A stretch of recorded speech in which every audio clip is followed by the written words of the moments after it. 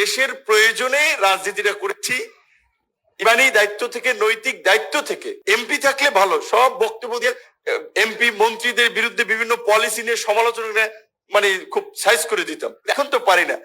রাজনীতিবিদদের মাধ্যমে সুশাসন নিশ্চিত করতে হলেও তাদেরও বেতন সমানে উপযুক্ত পরিমাণে দিতে হবে, যেন সে দুর্নীতিতে না জড়ায়। তো আমি একটা এক্সাম্পল দিয়ে বলেছিলাম, আমরা যখন গ্রামে যাই, আপনার সবাই এই অভিজ্ঞতা আছে, আপনাদের কাছেও যারা একটু বিত্তশালী ব্যবসায়ী তাদের কাছে আসে, ছেলের বিয়ে, মেয়ের বিয়ে দেবে, গরিব মানুষ একটু হেল্পের জন্য, কিডনির সমস্যা, অপারেশন করবে, টিউমার, একটু হেল্প করার জন্য। এই ছেলের এসএসসি পরীক্ষা দেবে, মানে বিশেষ করে এমপি বা উপজেলা চেয়ারম্যান নিশ্চয়ই ওনাদের কাছে আসে। এখন এইটার মিট আপ করার জন্য তাহলে একজন সংসদ সদস্যের একটা ফান্ড থাকা দরকার, না হইলে তার বেতন ওইভাবে দেন, যেহেতু তাকে জনপ্রতিনিধি বানানো হয়েছে। তো এই প্রসঙ্গে আমি বলছিলাম যে আপনার এমপিদের ৫ লাখ টাকা বেতন করা যেতে পারে, মন্ত্রীদের অনুপাতে ১০ লাখ টাকা করা যেতে পারে। এখন আমি তো প্রতিমন্ত্রী, আমি এখন এমপির ক্যাটাগরিতে নাই, মন্ত্রীর ক্যাটাগরিতে নাই, আমি আমার জন্য বলি নাই। আর আমি তো this is the first time. বাস্তব কথা হচ্ছে, রাজনীতির একটা সংগ্রামের সময়, প্রতিকূল সময় করেছি, কিন্তু রাজনীতিটাকে এখন আসলে এনজয় করছি না সত্যিকার অর্থে।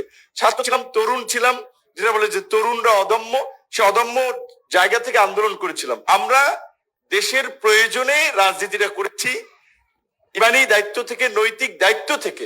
In the heart of the city rises a destination built for greatness.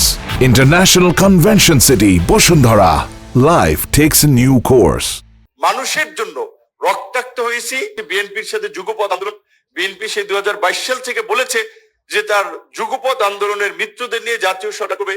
তার পার্টি হিসেবে তার কমিটমেন্টের জায়গা থেকে আমাদের মন্ত্রিসভায় রেখেছে, কিন্তু এইটা মনে হচ্ছে যে আর কি এই জায়গায় থাকার ফলে আমি যেভাবে কথা বলি, আমার যেটা নেচার কথা, সেটা এখন আটকে যায়। এমপি থাকলে ভালো, সব বক্তব্য দিয়ে এমপি মন্ত্রীদের বিরুদ্ধে বিভিন্ন পলিসি নিয়ে সমালোচনা মানে খুব সাইজ করে দিতাম। এখন তো পারি না, যতক্ষণ পর্যন্ত আমরা পরিবর্তন না হব।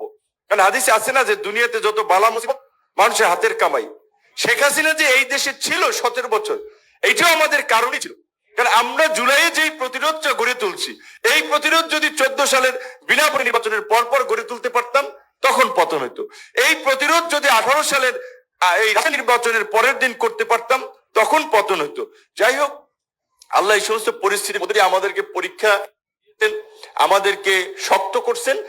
যাত্রাবাড়িতে আমরা যেই প্রতিরোধটা দেখেছি, এবং যাত্রাবাড়ির প্রতিরোধ ছিল সারা দেশের মানুষের জন্য অনুপ্রেরণা। তো এইখানে আমার মনে হয় যে আল্লাহ একটা বিশেষ রহমত এই অঞ্চলে দিয়েছিল, যে যার ফলে মানুষ দাঁড়িয়ে থাকতে পেরেছিল, এই ধরনের একটা প্রতিরোধ গড়ে তুলতে পেরেছিল।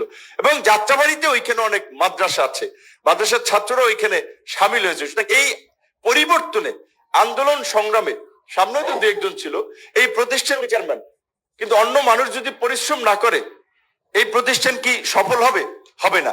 একইভাবে আন্দোলন সংগ্রামের সময়ের প্রয়োজনে, ইতিহাসের তাগিদে আমরা কেউ সেই সময়কে ধারণ করে আমরা কথা বলেছি, আমরা বক্তব্য দিয়েছি, মানুষকে আহ্বান করেছি, কিন্তু ঝাঁপিয়ে পড়েছে মানুষ।